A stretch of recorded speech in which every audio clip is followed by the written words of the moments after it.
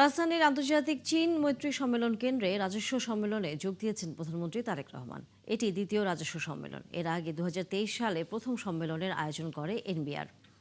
মাঠ পর্যায়ে কর্মকর্তা কর্মচারীদের উদ্বুদ্ধ করতে এবং রাজস্ব আহরণের গতি বাড়াতে এই সম্মেলনের আয়োজন করা হয়েছে। অর্থমন্ত্রী, প্রধানমন্ত্রীর অর্থ উপদেষ্টা, 3 বাহিনীর প্রধান এবং অর্থনীতি, রাজস্ব ও বাণিজ্য খাতের বিভিন্ন পর্যায়ে সংশ্লিষ্ট ব্যক্তিরা এই সম্মেলনে যোগ দিয়েছেন। দর্শক, এই মুহূর্তে প্রধানমন্ত্রী কথা বলছেন, আমরা সরাসরি যুক্ত হচ্ছি। সহকারী এই বাসটা চালু করব এই প্রত্যাশায় থেকেই আমরা দীর্ঘদিন ধরে এই কাজটা করেছি এবং 180 দিন পূর্ণ হওয়ার আজকে আমরা এইটার উদ্বোধনটা করতে পারছি। এই জন্য আমি প্রথমেই মাননীয় মন্ত্রী মহোদয়, প্রতিমন্ত্রী মহোদয় এবং সচিব মহোদয়ের যে নির্দেশনা আছে সেই নির্দেশনায় তাহলে আমাদেরকে সকলকে একত্রিত কাজ করতে হবে, একত্রে যেতে হবে। আপনি যেটা বক্তব্যটা যেটা বিষয়টা তুলে ধরলেন, এটাকে যদি কিছুটা একটা এক্সাম্পল দিয়ে বোঝানোর আমি চেষ্টা করতে পারি, সেটা হচ্ছে, দেখুন, সমস্যা তো থাকবেই। একটি দেশে বিভিন্ন শ্রেণীর মানুষ আছে, গভর্নমেন্টের বিভিন্ন মিনিস্ট্রি বা বিভিন্ন ডিপার্টমেন্টস আছে। স্বাভাবিকভাবে আমরা যেহেতু মানুষ, আমাদের বিভিন্ন রকম সুবিধা অসুবিধা থাকবেই। গভর্নমেন্টও বিভিন্ন রকম পলিসি নিবে এবং পলিসিটা কম বেশি সবার স্বার্থ বিবেচনা করেই নিবে। তো এখন এই পুরো বিষয়টাকে যদি আমরা কিছুটা এইভাবে চিন্তা করার চেষ্টা করি, দেখুন, একটি সংসারের মতন, পুরো দেশটা একটি ফ্যামিলির মতন, সংসারের মতন। ফ্যামিলিতেও বিভিন্ন সদস্য থাকেন। এখন ফ্যামিলিতে বাবা মা মূল দুটি ক্যারেক্টার। আমরা যদি এইভাবে চিন্তা করি, সমস্যা ওনাদেরও থাকে, সুবিধা অসুবিধা ওনারও থাকে, কিন্তু ওনারা যদি স্ট্রাইক করে বসে তাহলে কি সংসার চলবে? তো ব্যাপারটা হচ্ছে এরকম, একটা গভর্নমেন্টের একটা রিজ স্পন্দন বা হাত থাক, যে কয়টিকে বুঝায়, রেভিনিউ ডিপার্টমেন্ট এরকম আপনাদের সমস্যা ছিল, আপনারা রেইজ করেছেন। তবে যেহেতু আমি বললাম যে আমরা সকলকে নিয়ে এগোতে চাই, যেটি অতীতে হয়ে গেছে, আমাদের প্রত্যাশা থাকবে যে ইনশাল্লাহ ভবিষ্যতে এরকম কোনো অপ্রীতিকর ঘটনা ঘটবে না। আপনারা যেটি চাইছেন সরকারের কাছে, সরকার অবশ্যই অত্যন্ত গুরুত্বের সাথে এটি বিবেচনা করবে এবং আমরা চাই সকলকে নিয়ে দেশটিকে গঠন করার জন্য। আমরা চাই যারা সৎ, যারা দক্ষ অফিসার্স আছেন, তাদেরকে আরো বেশি করে কাজ করার সুযোগ করে দিতে, তারা যাতে দেশের জন্য আরো বেশি কন্ট্রিবিউট করতে পারেন। এবং সেই কারণে যেই পরিবেশ তৈরি করা দরকার, সরকারের সর্বোচ্চ চেষ্টা থাকবে সেই পরিবেশটা তৈরি করা। ধন্যবাদ।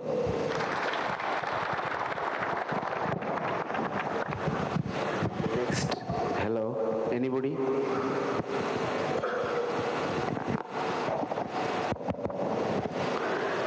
সম্মানিত প্রধান অতিথি, গণপ্রজাতন্ত্রী বাংলাদেশ সরকারের মাননীয় দর্শক, রাজস্ব সম্মেলনে মাননীয় প্রধানমন্ত্রী কথা বলছিলেন, আমরা এতক্ষণ সরাসরি সেখানে যুক্ত ছিলাম। পোল্যান্ড ভিত্তিক ক্রেতা প্রতিষ্ঠান এলপিপিকে নিয়ে এবার মুখোমুখি তৈরি পোশাক খাতের দুই সংগঠন। বিজিএমইএর সাথে এলপিপির যৌথ বিবৃতিতে ব্যবসায়ীদের স্বার্থবিরোধী সমঝোতা বলে মনে করে বিকেএমইএ।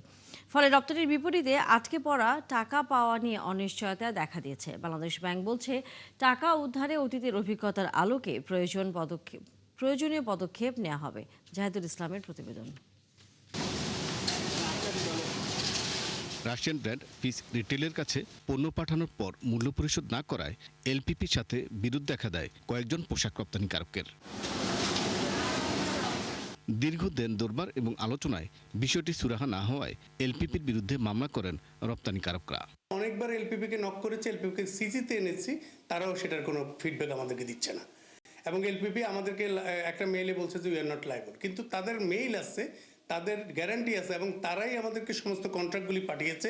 এলপিপি বিরুদ্ধে যখন আমরা একটা লিগ্যাল অ্যাকশনে গেছি, তখন তারা আমাদের সাথে আলোচনায় বসার উদ্যোগ নিল, কিন্তু তাদের কন্ডিশন হলো যে কেসটা উইথড্র করতে হবে। এমন পরিস্থিতিতে গেল 30 জুলাই এলপিপি জানায় অনুকূল পরিবেশ ফিরে না আসলে বাংলাদেশ থেকে তারা ব্যবসা গুটিয়ে নেবে। এই ঘোষণার 10 দিন পর বিজিএমইএ এর সাথে যৌথ বিবৃতিতে এলপিপি জানায় রপ্তানিকারকদের টাকা পরিশোধে তারা আইনিভাবে দায়বদ্ধ নয়। এফইএস এর সাথে যে $6.9 মিলিয়ন পেমেন্ট এখনো আসে নাই, তার মধ্যে বিজিএম এর মেম্বারদের হলো 5 মিলিয়নের উপরে, অন্য সংগঠনের 1 মিলিয়ন। আমার মেম্বারদের কথা হচ্ছে যে তারা এলপিপির সাথে ব্যবসা কন্টিনিউ করতে চায়। At the same time payment আনার ব্যাপারে এলপিপির কোনো লিগ্যাল অব্লিগেশন নাই। বিজিএমএ এর অবস্থান থেকে এই পেমেন্ট আনার জন্য চেষ্টা করবে। তবে পোশাক রপ্তানিকারক আরেক সংগঠন বিকেএমইএ বলছে এলপিপি ও বিজিএমইএ এর যৌথ বিবৃতি ব্যবসায়ীদের স্বার্থবিরোধী। এই বিবৃতিটা দায়সারা গোছের। আমাদের এক্সপোর্টারদেরকে যেইভাবে ডমিনেট করে এখান থেকে সে মাল নেয়, এটা ওয়ার্ল্ডের কোথাও পারবে না। সুতরাং সে যে ঘোষণাটা দিয়েছিল সেই ঘোষণা থেকে ফিরবে কিভাবে? সেই ফিরার জন্য গিয়া কাউকে ধরছে যে ভাই তোমরা আমার একটু রিকোয়েস্ট করো, আমি থাকি তোমাদের সাথে। ওইটাই বিজেপি করছে। ফিস রিটেলের ব্যাপারে এলপিপির কোনো দায় নেই, এই যে কথাটা বলছে, এই কথাটার সাথে আমি একমত না। এদিকে বাংলাদেশ ব্যাংক জানায় ব্যবসায়ীরা চাইলে অতীতের মতো এবারও বিরোধ নিষ্পত্তিতে তারা ভূমিকা রাখবেন। কখনো কখনো স্টেট ইনভলভমেন্টও দেখা যায় যে আমাদের দেশের বাণিজ্য মন্ত্রী বা অর্থমন্ত্রী ওই সকল দেশের বাণিজ্য মন্ত্রী বা অর্থমন্ত্রীর সাথেও কথা বলে যে আমাদের দীর্ঘ বা বড় অঙ্কের একটি এক্সপোর্ট প্রসিড আটকে গিয়েছে, সেটা যাতে আমরা পাই সেজন্য প্রয়োজনীয় ব্যবস্থা গ্রহণ করুন। পোল্যান্ডের এই প্রতিষ্ঠানটি একটি বড় বায়ার ছিল, তবে যেহেতু আমাদের একটি মোটা অঙ্কের এক্সপোর্ট প্রসিড তার কাছে আটকে আছে, আমরা আশা করব যে এই টাকাটা সহসাই ফেরত আসবে এবং এই জন্য বাংলাদেশ ব্যাংক বা আমাদের যারা ট্রেড বডিগুলো আছে তারা যাদের যা প্রয়োজন সে পরিমাণ ভূমিকা রাখবে। বাংলাদেশের 250-র বেশি পোশাক কারখানা থেকে বছরে প্রায় $70 মিলিয়ন বা 850 কোটি টাকার বেশি মূল্যের পোশাক কেনে এলপিপি। জাহিদুল ইসলাম, 71, ঢাকা। নারীদের নিরাপদ এবং স্বাচ্ছন্দ্যপূর্ণ যাতায়াত নিশ্চিত করতে রাজধানীর গণপরিবহনে আজ থেকে যুক্ত হচ্ছে বিশেষ পিঙ্ক বাস। বাংলা রাজধানীর তেজগাঁওয়ের বিআরটিসি ডিপোতে আনুষ্ঠানিকভাবে এ সার্ভিসের উদ্বোধন করবেন সড়ক ও পরিবহন মন্ত্রী শেখ রবিউল আলম। গোলাপী রঙের এসব বাস পরিচালনা করবে নারী চালক ও কন্ডাক্টর। উদ্বোধনের পর বিকেলে যাত্রী পাওয়ার ওপর নির্ভর করবে বাস চলাচল। বুধবার থেকে নির্ধারিত রুটে পুরোদমে শুরু হবে যাত্রী সেবা। প্রাথমিকভাবে রাজধানীর গুরুত্বপূর্ণ নতুন বাজার, মতিঝিল, ড্যামরা, স্টাফ কোয়ার্টার, মতিঝিল, মিরপুর, মতিঝিল সহ 10টি রুটে বাস নিয়ে এই সেবা চালু করা হচ্ছে। এছাড়া গাজীপুর বিমানবন্দর রুটেও বিশেষ বাস থাকবে। সরকারের নির্বাচনী ইশতেহারের বাস্তবায়নের অংশ হিসেবে এই বিশেষ বাস সার্ভিস চালু করা হচ্ছে বলে জানায় বিআরটিসি।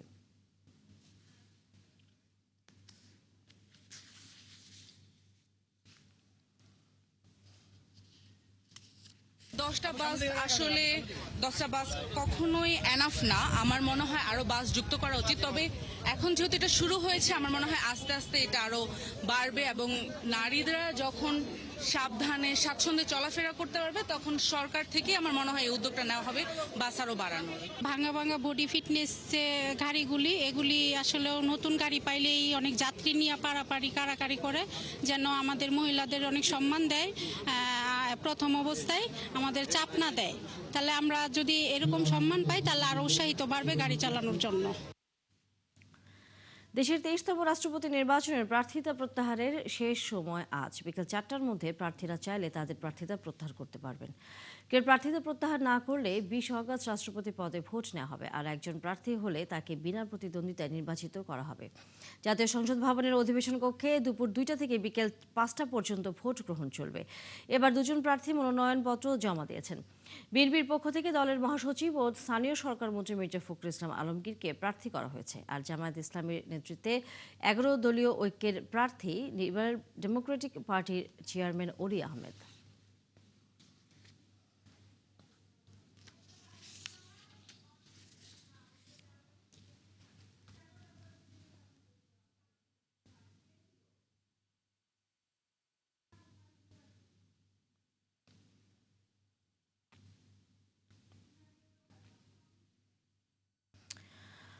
দর্শক, ভাসমান এলএনজি টার্মিনাল এক্সিলারেটরে অগ্নিকাণ্ডের প্রায় 1 মাসেও স্থিতিশীল হয়নি গ্যাস সরবরাহ, ফলে দুশ্চিন্তা কাটছে না গ্রাহকদের। প্রতিনিয়ত দুর্ভোগ পোহাতে হচ্ছে যানবাহন চালকদের। ফিলিং স্টেশন থেকে বাড়ির রান্নাঘর, গ্রাহক ভোগান্তি চরমে। এ বিষয়ে আরও খবর নিয়ে আমাদের সাথে মানিকগঞ্জ থেকে যুক্ত হচ্ছেন সহকর্মী মনিরুল ইসলাম মিহির। মিহির, গ্যাস সংকটের খবর জানানোর পাশাপাশি কবে নাগাদ এই পরিস্থিতি স্বাভাবিক হবে এ বিষয়ে কোনো কর্তৃপক্ষ তথ্য দিয়েছে কিনা?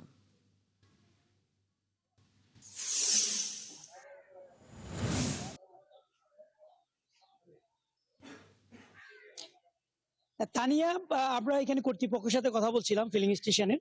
তারা বলছেন যে তাদের কাছে নিশ্চিত কোনো তথ্য নেই এবং তারা অফিসিয়ালি কোনো ধরনের কোনো তথ্য পাননি।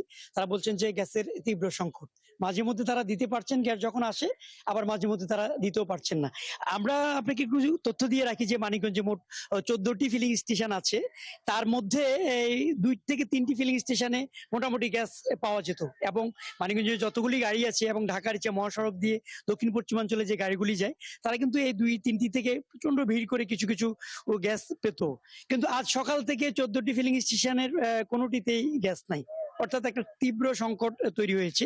বাসাবাড়িতেও একই অবস্থা, বাসাবাড়িতে একেবারে গ্যাস পাওয়া যাচ্ছে না। গৃহিণীরা আমাদেরকে বলছেন যে তারা তাদের বিকল্প পদ্ধতিতে মাটির চুলোয় অথবা ইলেকট্রিসিটির চুলোতে তাদের রান্না বান্না করতে হচ্ছে। এবং এই ফিলিং স্টেশনগুলি একই অবস্থা, কর্তৃপক্ষ বলছেন যে গ্যাস যদি তাদের না থাকে তারা চালাতে পারছেন না। তো এখানে কিন্তু আমরা গাড়ির একটা দীর্ঘ লাইন দেখছি। সকাল থেকে আমরা বিভিন্ন ফিলিং স্টেশনে দেখাচ্ছিলাম যে ভুক্তভোগী যারা আছেন তারা কিন্তু এখানে গ্যাসের জন্য অপেক্ষা করে আছেন। তো আমরা 2-1জনের সাথে একটু কথা বলে জেনেও নেই যে আসলে কি অবস্থা। যে আপনি তো গ্যাসের জন্য আসছেন এখানে, কতক্ষণ ধরে অপেক্ষা করছেন, কি অবস্থা? জি, আমি 2.5 ঘন্টা যাবত এখানে বসা, 2.5 ঘন্টা সময় এখানে বসা। বলছে যে গ্যাস আসলে গ্যাস দিবে, কিন্তু লাইনে গ্যাস নাই। না থাকার কারণে আমরা লাইনে এখানে আছি। আমার গ্যাসও নাই, অনেক তেল ভরে আমাদের ঢাকা যেতে হবে। এছাড়া সামনে আর কোনো সুযোগ দেখছি না। সুযোগ দেখছেন না। এই যে তা নিয়ে শুনছিলেন আসলে একজন চালক, তিনি প্রাইভেট কার নিয়ে আসছেন। তার মধ্যে এরকম অনেক চালকও আছে, আমরা অন্যরাও একই অবস্থা, এবং সিএনজি এই যারা চালান ছোট 3 হুইলার তাদেরও একই অবস্থা। আমরা যদি আরো 2-1জনের সাথে একটু কথা বলে জেনে নিই যে আসলে কি অবস্থা। আমরা একটু কথা বলি যে কখন আসছেন বা কি অবস্থা গ্যাসের, কি বলছে কর্তৃপক্ষ? গ্যাসের পাম্পে তো আপনার লাইনে গ্যাস নাই, মালিক কর্তৃপক্ষ বলতেছে। আমরা তো ঘন্টা পর ঘন্টা লাইন দিয়ে বসে রয়েছি। গতকালকে রাতের বেলা রাত 10টার দিকে সিরিয়াল দিয়ে বসে রয়েছি, আর সকালবেলা 5টার দিকে আপনার গ্যাস পেয়েছি 100 গ্যাস। ওই গাড়ি দিয়ে সামনে টান দিয়ে গেছি, গ্যাস সব হাওয়া, গ্যাস শেষ। এখন আবার সিরিয়ালে বসে রয়েছি, মালিক বলতেছে যে গ্যাস নাই, কারণ আমরা রাত্রে ঘুম মারা এবং দুর্ভোগ বইতেছি, এই অবস্থা। অনেক অনেক ধন্যবাদ। তানিয়া, আমরা 2জনের সাথে কথা বলছিলাম, ঠিক একই অবস্থা এখানে। অনেক যানবাহনগুলি এখানে আটকে আছে, তারা কিন্তু গ্যাস পাচ্ছেন না। আর কর্তৃপক্ষের কথা যেমনটি জানতে চেয়েছিলেন, আমি শুরুতে বলছিলাম যে ফিলিং স্টেশনের কর্তৃপক্ষের সাথে কথা বলছিলাম, তাদের কাছে নিশ্চিত কোনো তথ্য নেই। তারা বলছেন যে অফিসিয়ালি তাদেরকে জানানো হয়নি যে কবে নাগাদ এই সংকটটা কেটে যাবে। তারাও বলছেন যে যখন গ্যাস আসে তারা তাদের সাধ্যমতো দেওয়ার চেষ্টা করেন, তার উপর আবার বিদ্যুতের লোডশেডিং যখন তৈরি হয়ে যায় তখন আরো সংকটটা প্রকট হয়ে যায়। তারা বলছেন যে অনেক সময় বিদ্যুৎ না থাকার কারণেও কিন্তু তাদের এখানে পাম্প চালাতে পারছে না, তখন প্রেসার উঠে না, তখন একটা ভোগান্তিতে থাকে। অর্থাৎ এই দুর্বিষহ। আমরা ফিরবো আবার মনিরুল ইসলাম মিহির আপনার কাছ থেকে, গ্যাস সংকটের খবর জানবো মানিকগঞ্জের। ধন্যবাদ এখানকার মতো। দর্শক সহকর্মী মনিরুল ইসলাম মিহির ছিলেন এতক্ষণ মানিকগঞ্জ থেকে। আমরা এই মুহূর্তে আবারও চীনমৈত্রী সম্মেলন কেন্দ্রে যেতে চাই। সেখানে রাজস্ব সম্মেলনে মাননীয় প্রধানমন্ত্রী উপস্থিত আছেন, আমরা যুক্ত হচ্ছি সেখানে।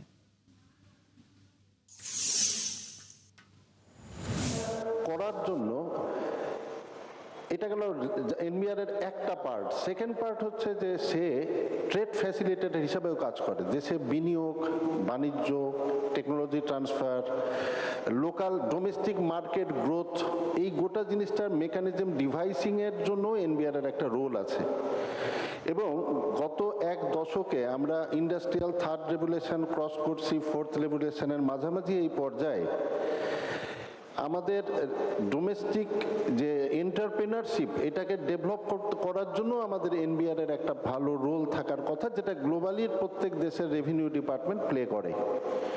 আমার দেশে এটা সামহাও আমরা করতে পারছি না, এই কারণে আমাদের রিফর্মের কথা আছে, আমাদের বিভিন্ন ধরনের অভিযোগের কথা আছে।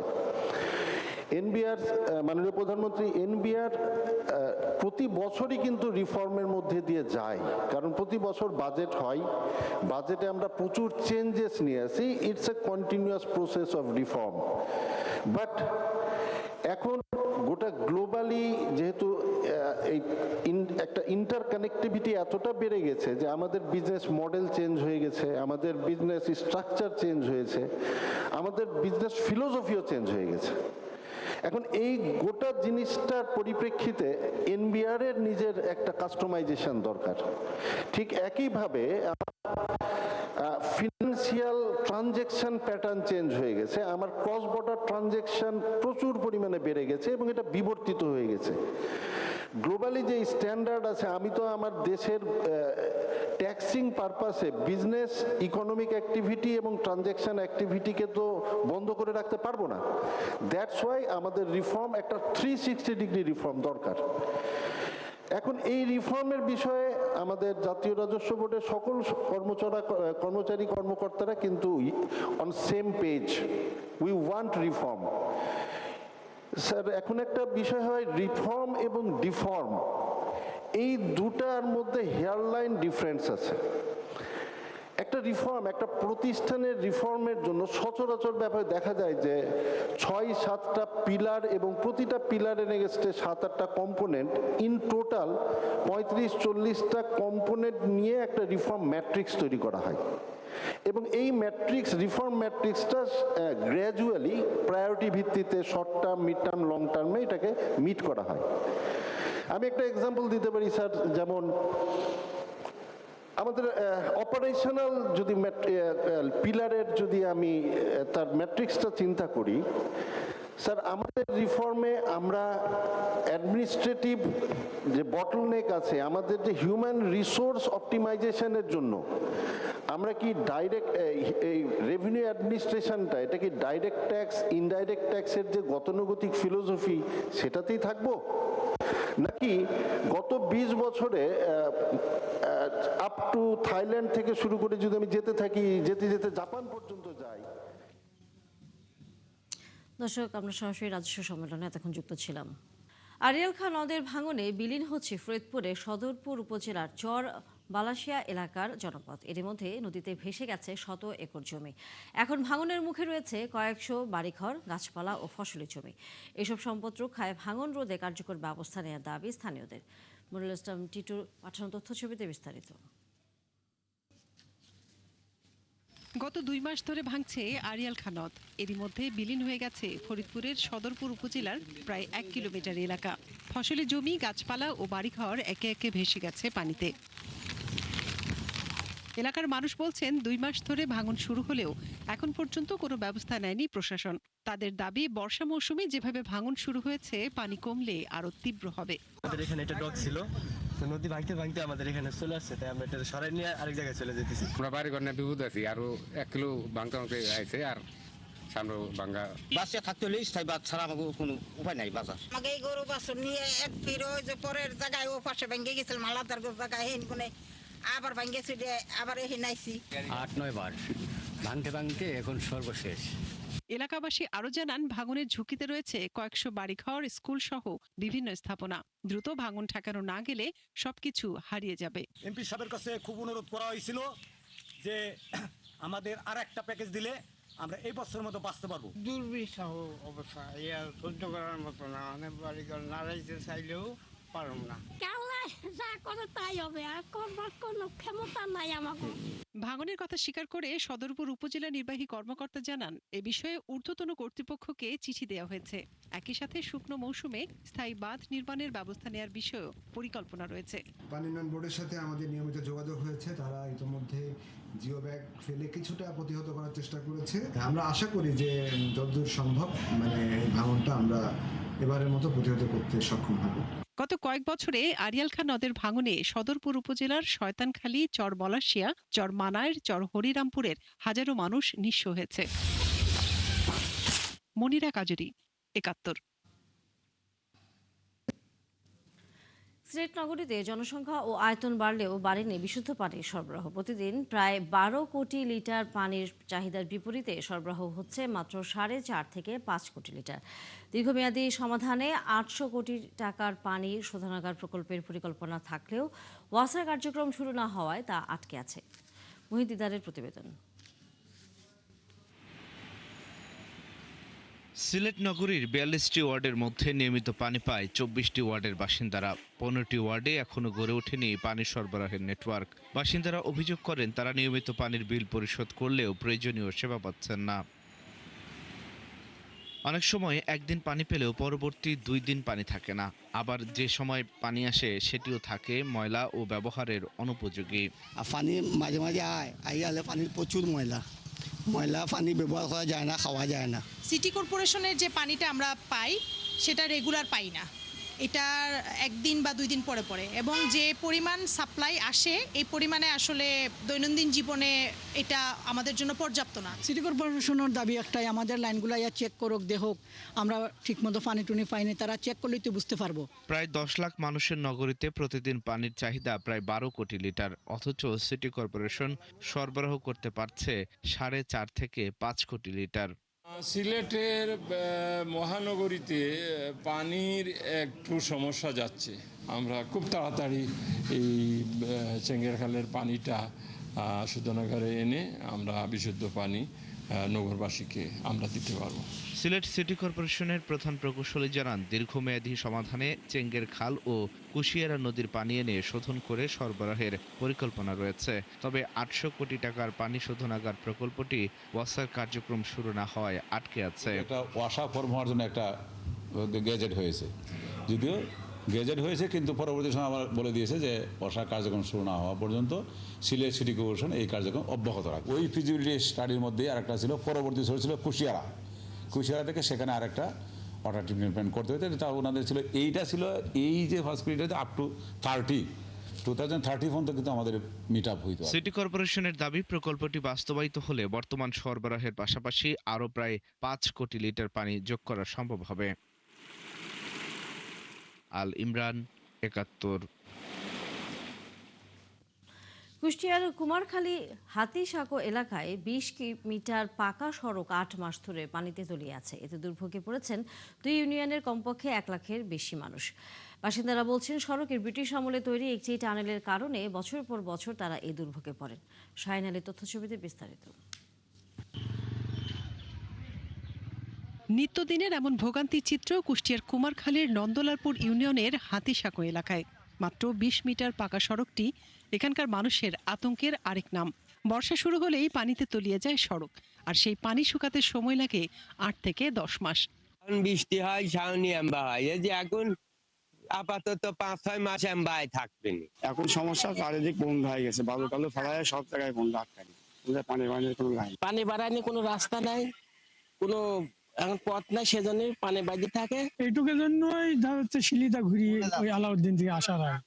এলাকাবাসী জানান, ব্রিটিশ আমলে তৈরি এই টানেল দিয়ে প্রতিদিন চলাচল করে কয়া ও নন্দলালপুর ইউনিয়নের লাখো মানুষ। কিন্তু টানেলের আশেপাশে যেখানে সেখানে বাড়িঘর নির্মাণ করায় এলাকার পানি সরার পথ বন্ধ হয়ে গেছে।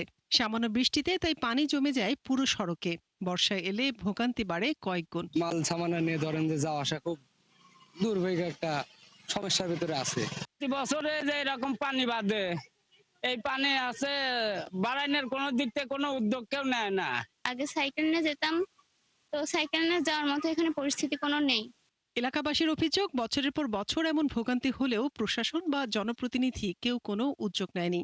পানি সরানোর অপারগতার কথা স্বীকার করে উপজেলা প্রকৌশলী জানান, সরকারি বরাদ্দ পেলে দ্রুত সমস্যার সমাধান করা হবে। পানিটা বাড়াইতে হলো রোড অ্যান্ড হাইওয়ের আলাউদ্দিননগরের ওই পয়েন্টেই একটা পাইপ ছিল, যে পাইপ দিয়ে এই পানিগুলো বাড়ায় পদ্মা গড়াইতে না।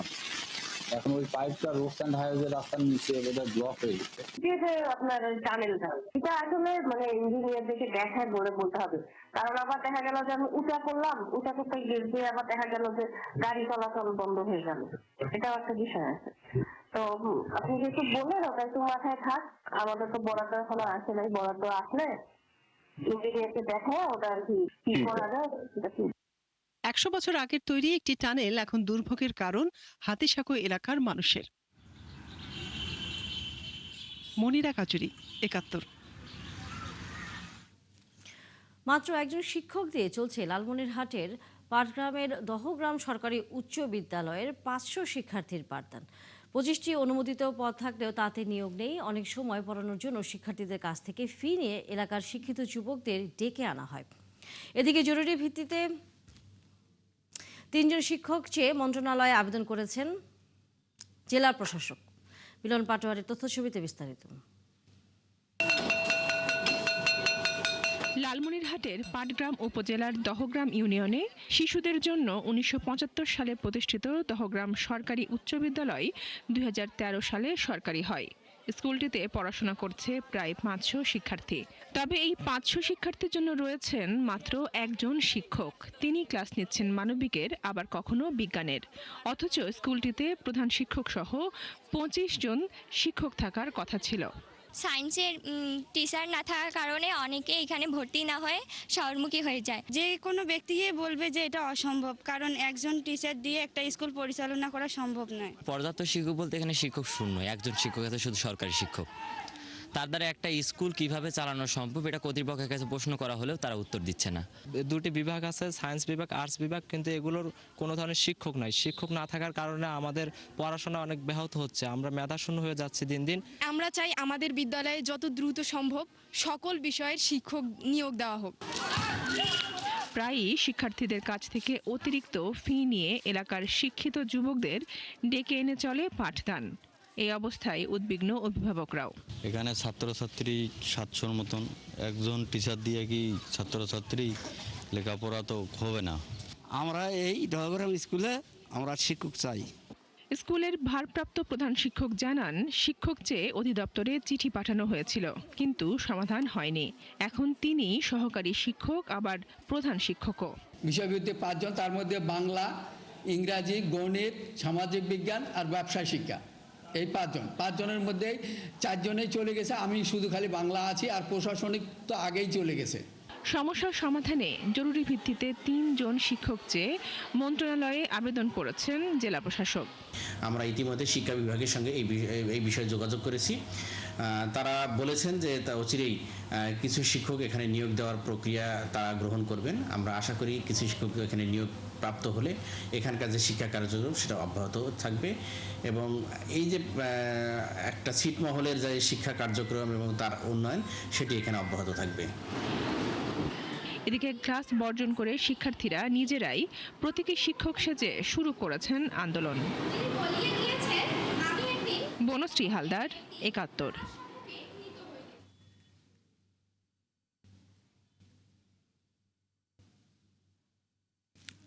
দর্শক, এই মুহূর্তে কারা মহাপরিদর্শক কারাগারে নানা কার্যক্রম নিয়ে কথা বলছেন গণমাধ্যম কর্মীদের সামনে। আমরা যুক্ত হচ্ছি সেখানে। এই লক্ষ্যে আমরা 21টি কারাগারকে চিহ্নিত করেছি, যেহেতু আশু আমাদেরকে সংস্কার করতে হবে এবং সরকারের কাছে প্রস্তাবনা উপস্থাপন করেছি। কিছু কারাগার সংস্কারের অলরেডি চলমান রয়েছে, কিছু পাইপলাইনে আছে, এবং ধীরে ধীরে আমরা আশা করছি সবগুলো আমাদের অবকাঠামো আমরা পরিবর্তন করতে পারবো। এছাড়াও বন্দির অধিক্যের কারণে ইতিমধ্যে অনুমোদন প্রাপ্ত আমরা গত 2 বছরে 2টি কেন্দ্রীয় কারাগার এবং 4টি জেলা কারাগার চালু করেছি, এবং আরো 2টি জেলা কারাগার চালু প্রক্রিয়া রয়েছে। সর্বসাকুল্যে বর্তমানে আমরা যেভাবে পেয়েছিলাম 68টা কারাগার, বর্তমানে এটা কারাগারের সংখ্যা 75, আর 60টা জেলা কারাগার এবং 15টা সেন্ট্রাল কারাগার আমাদের কাজ করছে। আমরা বন্দীদের খাবার নিয়ে কাজ করেছি। আপনারা জানেন বন্দীদের খাবারের একটা অভিযোগ ছিল যে নিম্নমান এবং যা পরিমাণ বরাদ্দ ছিল তা দেওয়া হতো না, বাট আমরা কঠোরভাবে এটা মান নিয়ন্ত্রণ করার চেষ্টা করেছি, এবং গত 2 বছরে আমি বিশ্বাস করি এখন খাবারের পরিমাণ এবং কোয়ালিটি নিয়ে কেউ কমপ্লেইন করবে না। বাট একটা বিষয়ে আমাদের দুর্বলতা আছে, আপনারা জানেন যে প্রোটিন কম, পরিমাণটা কম, যে কারণে প্রোটিনের যে স্বল্পতাটা পূরণ করার জন্য আমরা ইতিমধ্যে পুষ্টিবিদ এবং বিভিন্ন স্টেক হোল্ডারদের সমন্বয়ে একটা কমিটির মাধ্যমে একটা সুপারিশ সরকারের কাছে প্রেরণ করেছি এবং সরকার ইতিমধ্যেই আর্থিক সক্ষমতা বিবেচনায় কিছু পরিমাণ বাড়িয়েছে, যা দিয়ে আমরা এক বেলা এখন ভালো পরিমাণে প্রোটিন দিতে পারি। বাট আমরা আমাদের দৃষ্টিতে হয়তোবা ভবিষ্যতে এটাকে 2 বেলা প্রোটিন দিতে হলে আরো পরিমাণ বাড়াতে হবে। এটা নিয়ে আমরা কাজ করছি। ডালের অভিযোগ আপনাদের অনেকের কাছে, সাংবাদিকের কাছে পাতলা পানি, বাট আমার মনে হয় যে এখন আপনারা অভিযোগ পাবেন যে ডাল অনেক বেশি ঘন হচ্ছে। মানে এখন আমরা বন্দীদের কাছে রিকোয়েস্ট পাই যে ডালকে পাতলা করার জন্য, তার মানে পরিমাণ দেওয়া হচ্ছে, রেদার এখন যদি পুরো দিই তাহলে কিন্তু অধিক পরিমাণে গাদের মতো হয়ে যায়, যেটাকে আমাদেরকে রেদার আমরা এখন ডালটাকে কিছুটা প্রোটিনে পরিবর্তন করে ওভাবে ব্যবস্থাপনা করছি। দর্শক, আমরা এতক্ষণ সরাসরি কারা মহাপুরী দর্শকের বক্তব্যে যুক্ত ছিলাম। এই মুহূর্তে আবারও যেতে চাই বাংলাদেশ চীন মৈত্রী সম্মেলন কেন্দ্র, সেখানে রাজস্ব সম্মেলনে কথা বলছেন অর্থমন্ত্রী। আমরা যুক্ত হচ্ছে সেখানে।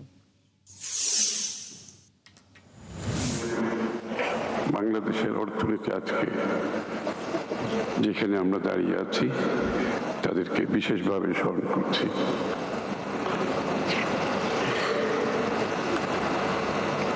আমি গভীর কৃতজ্ঞতা ও আন্তরিক ধন্যবাদ জানাতে চাই মাননীয় প্রধানমন্ত্রীকে তার উপস্থিতির জন্য। আপনার এই উপস্থিতি আমাদের জাতীয় উন্নয়নের প্রাণশক্তি, রাজস্ব আহরণের প্রতি এই সরকারের সর্বোচ্চ অঙ্গীকারের দৃষ্টান্ত। সম্মানিত অতিথিবৃন্দ, আমরা আজকে শুধুমাত্র একটি নিয়মিত সভার জন্য এখানে সমবেত হইনি। আমরা আমাদের জাতির আর্থিক ভবিষ্যতের জন্য একটি রূপান্তরমূলক প্রক্রিয়ার অংশ হিসেবে আজকে এখানে উপস্থিত হয়েছি। আমরা একটি নতুন আর্থিক শৃঙ্খলার ভিত্তি স্থাপন করতে যাচ্ছি। আজকের এই সম্মেলন কেবল রাজস্ব আদায়ের হিসাব নিকাশের সম্মেলন নয়, এটি একটি জাতীয় ঐক্যমত্য। ঠিক করব কিভাবে আমাদের নিজস্ব অর্থায়নে আমরা একটি উন্নত সমৃদ্ধ বাংলাদেশ গড়তে পারি।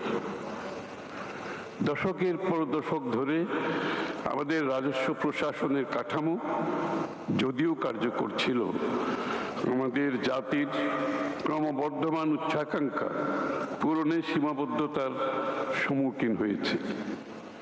আমরা যখন উন্নত উচ্চ আয়ের দেশে পরিণত হওয়ার লক্ষ্যে এগিয়ে চলেছি, তখন আমাদের এমন একটি ব্যবস্থা প্রয়োজন যা শুধুমাত্র শক্তিশালী নয়, বরং চটপটে, স্বচ্ছ ও দক্ষ।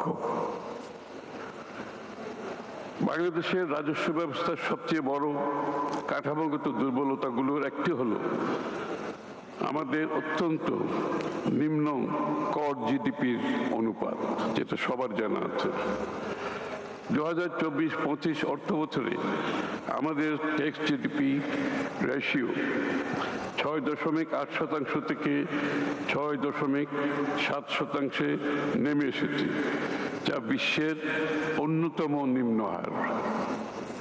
তুলনামূলকভাবে 2023 সালে এশিয়া প্যাসিফিক অঞ্চলের গড় ট্যাক্স জিডিপি রেশিও ছিল 19.5%, যেখানে বাংলাদেশের ছিল শুধুমাত্র 7.2%।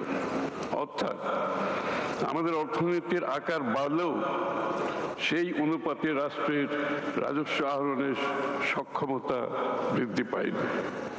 এই ব্যবধান কমাতে হলে শুধু বিদ্যমান করদাতাদের উপর করের হার বাড়ানো নয়, বরং করের আওতার সম্প্রসারণ, কর অব্যাহতির যৌক্তিকীকরণ, কর ফাঁকি ও পরিহার রোধ এবং পূর্ণাঙ্গ অটোমেশনের মাধ্যমে কমপ্লায়েন্স বৃদ্ধি করতে হবে। এই কারণেই আমরা আমাদের রাজস্ব প্রশাসনের সমগ্র স্থাপত্যে যুগান্তকারী সংস্কার হাতে নিয়েছি। আপনারা সকলেই জানেন, আমরা পুরাতন জাতীয় রাজস্ব বোর্ডকে, এনবিআরকে দুটি স্বতন্ত্র ও স্বচ্ছ প্রতিষ্ঠানে রূপান্তরিত করার চূড়ান্ত সিদ্ধান্ত নিয়েছি। রাজস্ব নীতি বিভাগ এবং রাজস্ব ব্যবস্থাপনা বিভাগ সৃজনের মাধ্যমে আমরা আরো দক্ষ ও গতিশীল রাজস্ব ব্যবস্থা প্রতিষ্ঠা করতে সক্ষম হব। এটি কেবল একটি প্রশাসনিক পুনর্বিন্যাস নয়, এটি আমাদের দর্শনের একটি মৌলিক পরিবর্তন। দর্শক, আমরা রাজস্ব সম্মেলনে এতক্ষণ সরাসরি যুক্ত ছিলাম। দর্শক, আমরা এই প্রতিবেদনে ফিরবো, তবে এই মুহূর্তে রাজধানীতে নারীদের জন্য যে পিঙ্ক বাস চালু করেছে বর্তমান সরকার, সেই বিষয়ে কথা বলছেন সড়ক পরিবহন মন্ত্রী শেখ রবিউল আলম। আমরা যুক্ত হচ্ছি সেখানে। নামার পরিবেশ পাবে, যেটা হয় ওয়েটিং এর সময় যে পরিবেশটা মেয়েদের জন্য হয় কোনো সময় বিব্রতকর। বাসের মধ্যে কিছু কিছু হ্যাজার্ড ক্রিয়েট হয় আমাদের ব্যবস্থাপনার মাধ্যমে অস্বস্তিকর। আবার ধরেন নামার সময় কিছু সময় বাস থেকে নামার সময় এমন একটা পরিবেশ তৈরি হয়, অনিরাপদ হয়ে যায়, ঝুঁকি হয়ে যায়। সেই জায়গায় বিবেচনা করে আমাদের জনসংখ্যার যেহেতু অর্ধেক নারী, রাষ্ট্র বিনির্মাণে নারীর অবদান স্মরণীয় এবং সমান, আবার আমাদের ভোটারদেরও অর্ধেকের বেশি নারী, এই সংসারের অর্থনীতি এবং সংসারের ড্রাইভিং সিটে আছে নারী পরিবারের। অতএব তাদের যোগ্যতা সম্পূর্ণভাবে রাষ্ট্রের প্রয়োজন জন্য তাদের একটা দরকার হয়। সেই জায়গায় বিবেচনা করে এই সরকার এবং বর্তমান সরকারের প্রধানমন্ত্রীর অঙ্গীকার ছিল যে আমরা নারী বান্ধব এবং নারী কর্তৃক পরিচালিত একটা পরিবহন ব্যবস্থা ইনশিওর করব সড়ক পথে। তার অংশ হিসাবে আপনারা দেখবেন যে আমরা 14টি বাস চালু করতে চলেছি। তার মধ্যে ঢাকাতে 10টি রুটে 10টি বাস চলবে, একটি একতলা বাস, বাকি সবগুলি হচ্ছে 9টি দ্বিতলা বাস। চিটাগাঙ্গে সম্ভবত একটি রুট, সেখানে 2টি দ্বিতল বাস চলবে। বগুড়াতে 2টি দ্বিতল বাস চলবে 2টি রুটে, অর্থাৎ 14টি বাস চলছে 13টি রুটে। আমার পরিকল্পনা হচ্ছে এই মন্ত্রণালয়ের আগামী দিনে এই রুট আরো প্রসারিত করা হবে, বাসের সংখ্যা বৃদ্ধি করা হবে এবং এখন যে পরিবেশটা তারা পাচ্ছে সেটা আরো উত্তর সমৃদ্ধ করা হবে। আমাদের প্রতিবন্ধকতা কোথায়, চ্যালেঞ্জটা কোথায়? বিআরটিসি 500-র উপর ট্রাক পরিচালিত করে, যতটুকু আমি জেনেছি 1200-র কাছাকাছি বা অধিক বাস পরিচালনা করে। এই মুহূর্তে বিআরটিসি লসে নেই, তারা ব্রেক ইভেন্টে আছে। কিন্তু একটা জায়গায় সমস্যাটা আছে, মানসম্মত সেবা, মানসম্মত অপারেশন, জরাজীর্ণ একটা ব্যবস্থাপনা বিদ্যমান আছে। দর্শক, আমরা এতক্ষণ সরাসরি সড়ক পরিবহন মন্ত্রীর বক্তব্যে যুক্ত ছিলাম।